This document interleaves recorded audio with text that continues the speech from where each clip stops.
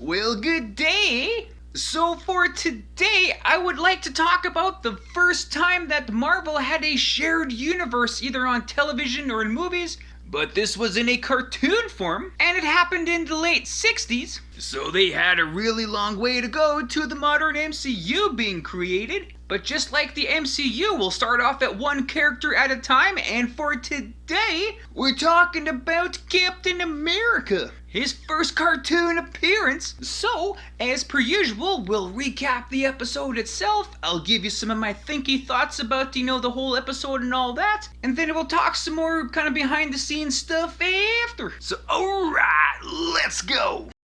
Okay, so this story takes place in World War II. General Phillips has been planning a great experiment of making a super soldier army called Operation Rebirth, and the secret formula serum for the experiment is ready for experimenting. General Phillips is led into a secret laboratory by Agent R, with her fancy disguise and all. In the laboratory, Dr. Erskine gives the liquid formula to this string bean kid called Steve Rogers. So Steve grabs the serum and drinks it down, and then boom! He starts to grow. He's all huge and strong and everything.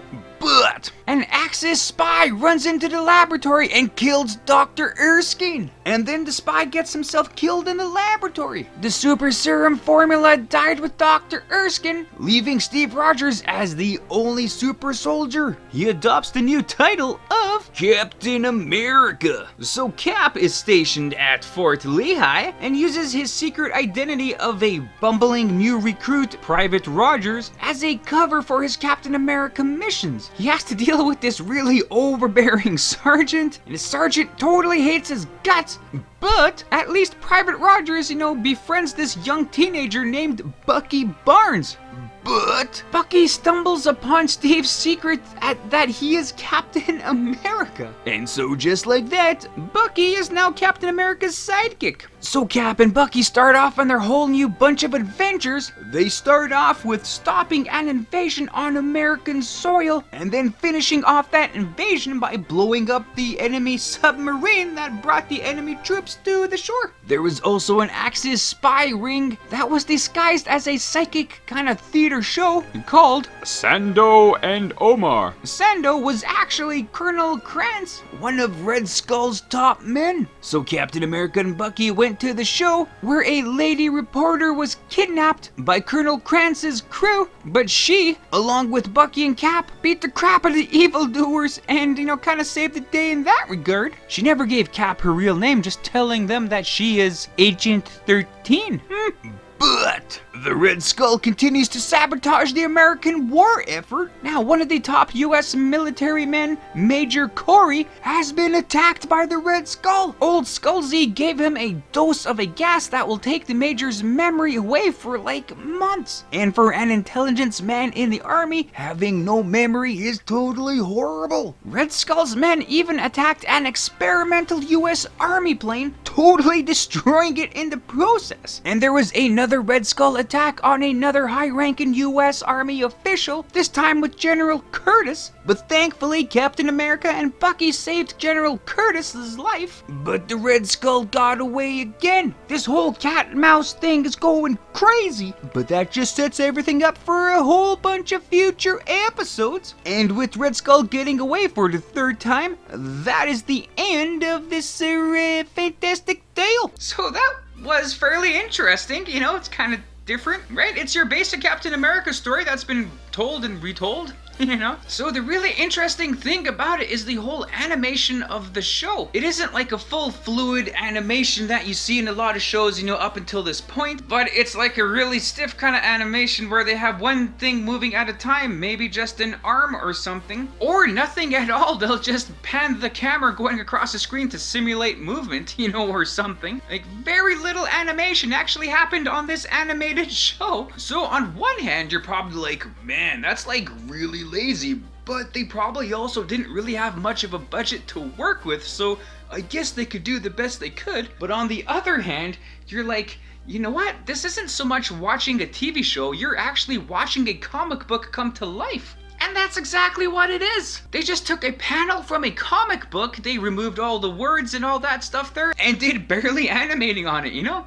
So it's the actual artwork from the comic book kind of coming to life, which is, you know, actually pretty cool. It's kind of a unique kind of a thing. And that is something Marvel has kind of always kind of done. Sure, they had some really awesome animated shows, you know, in the 90s and, you know, in a recent kind of times. But they also did some direct-to-DVD motion comic book stories where it was the same thing as this cartoon. They would take the comic book pages, they would just animate some of like the drawings. So it's something Marvel hasn't shied away from, and if you've actually read those specific comics, you would be like, wow, this is actually pretty cool seeing this thing come to life. So really good on them for that. Sorry, I kind of rambled on that. And this was art from a lot of the legendary artists that were at Marvel, like, you know, Jack Kirby, Steve Ditko. The only kind of downside to it all is that comics kind of further back in the day, they really had like quick kind of short kind of segments in the comic books. Nowadays, a lot of stories are really fleshed out, even the small details are really fleshed out. Whereas in this cartoon, you know, that was based on the old comics, like say for example the scene where the submarine dropped off an invasion force, you know, on US soil and Cap and Bucky had to fight those guys. That would be a pretty cool story to see fleshed out. You could make a whole episode based on that and have it actually pretty interesting. You know, like this whole thing of like, look Cap, there's this invading force, what are we gonna do? We're basically gonna snap our fingers and call it a day.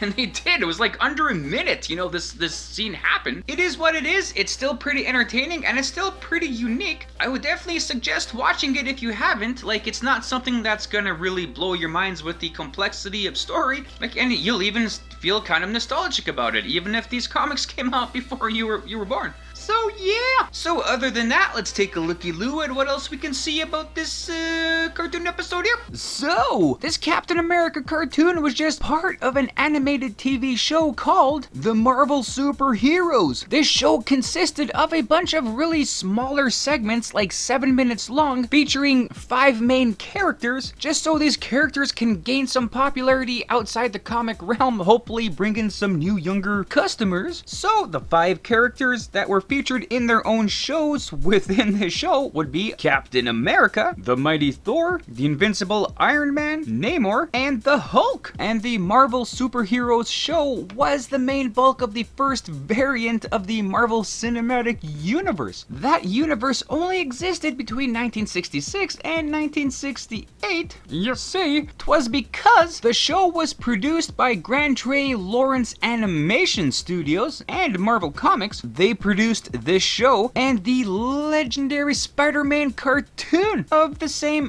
era. Unfortunately, in 1968, the Grand Trey Lawrence Animation Studio went bankrupt, and with that, that was the end of this original shared universe. But, you know, it was a pretty decent first foray into creating an MCU, or a Marvel animated universe, I guess, more accurately. And these shows were pretty authentic, you know, to the story from the comic books. And if we look at this Captain America show, yeah, you know, here and there, there's some changes were made, but you know, the bulk of it pretty accurate. Well, firstly, let's say Captain America first made his appearance in Captain America Comics #1 from 1941. Between the comic and the show, pretty much the same thing, except for things such as, well, originally in the comic, Steve Rogers was given an injection for the super soldier serum, whereas in the TV show, he just drank a big vial of the serum, you know, like, that was because, you know, getting an injection in the 1940s, you know, was fine, but in the 1960s, with the Comics Code Authority, they didn't like the look of, you know, a superhero taking, you know, like a needle, which could be kind of viewed as him taking drugs, and they were completely anti-drug, especially for the younger readers, right? You know, so from a point of view, yeah, that's pretty cool. So then Cap's super serum origin was changed to drinking a serum instead, so, because drinking is something we can all relate to,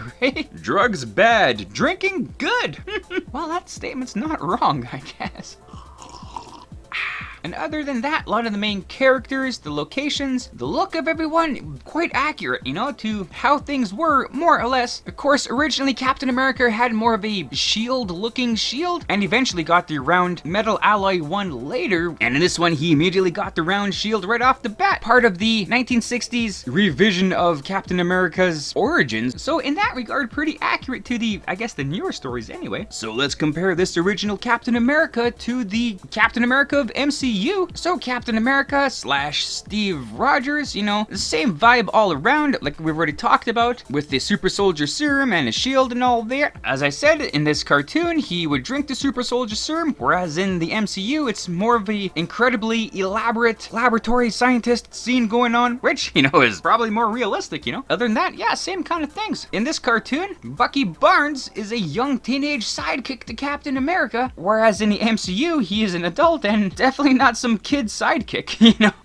And wasn't somebody that Captain America met in the army, he was a lifelong friend. So both Steve and Bucky are stationed at Camp Lehigh. In the comics and the show, Camp Lehigh is in Virginia. In the MCU, it is in New Jersey. And in the MCU, that's where the experiment for Project Rebirth was done. In the cartoon and comics, it was in some other laboratory, but in the MCU, yeah, it was done here, and it would eventually be the first base for what would eventually be known as S.H.I.E.L.D. Speaking of Operation Rebirth, the man who was kind of in charge of the whole thing was General Phillips. He isn't quite mentioned by name in this episode, but, you know, definitely is him. A little different capacity than what we see in the MCU, but both men were the ones who were running the program and picked Steve Rogers specifically, so still pretty consistent. In this cartoon, Red Skull and his cronies are much more like a mob, you know, than they are like an army unit. Kind of a mixture of both, whereas in the MCU, yeah, they were definitely an army unit, man. And Dr. Erskine, you know, was pretty much same in the both. He's the one who had the formula. He had the formula committed to memory, so, you know, the evildoers couldn't just grab a formula out of his notebooks, you know, and was killed for it. So Dr. Erskine is kind of like Uncle Ben, you know, for Spider-Man, but, you know, or is he? I'm just blabbering, I don't know. However, in the original comics, he was known as Dr. Joseph Reinstein, but they later changed the name to Dr. Erskine like it was a code name, so meh. In this episode, we also see Agent 13. In the comics, that was an alias for Peggy Carter, secret agent, so that's pretty much her in this episode. I guess we'll have to see later episodes to have that confirmed, you know, but, you know, yeah, it's pretty much her. You know, that is just a chunk of characters from the first episode that gets everything kind of set up and ready for the rest of this 13 episode run for Captain America cartoon. We will see more characters, we will have different time periods, and we'll see how this thing all fleshes out with a shared universe with multiple characters. So just right off the bat, this is what you need to know kind of going forward, and we'll get to some other characters later. So yeah, and with that for now, I guess that's that. Right on, and there you go. So thanks for watching the video. I hope you liked it as much as I did making it. Also, feel free to check out the source material that I featured in this video, and if you want to leave a comment on anything you may have liked or things I might have missed in this, you know, feel free to do so, or anything else, you know, just to say hi, that's cool too. And other than that, you know, have a great day. Thanks.